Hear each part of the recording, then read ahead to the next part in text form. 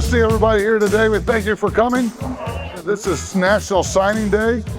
This is where the very best of the very best sign their letters of intent, their letters of scholarship to the colleges of their choice. Just a couple things about Corley. She's been swimming competitively since she was about 7 years old. She is a multiple-time junior Olympic qualifier, also a sectional regional qualifier. This year, she's also a district champion in her high school swimming career.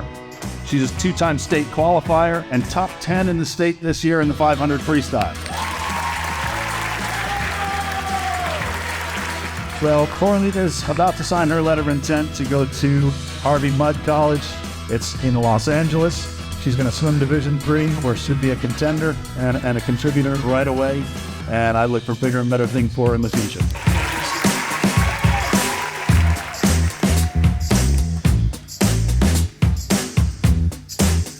Zay's been a team captain for us. He was a defensive MVP.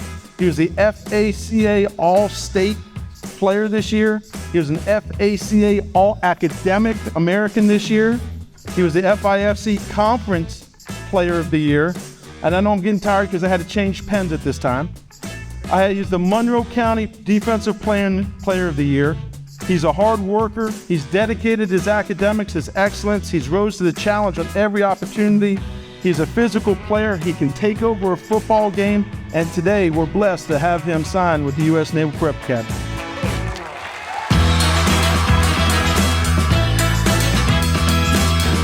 Johnny's today, he's an FACA All-State football player. He's the FACA Academic All-American. He made the first team All-Monroe County. He's a Monroe County Special Teams Player of the Year. He's the FIFC All-Conference First Team, not 1 year, not 2 years, but 3 years in a row. He's been a team captain. He's been a team MVP.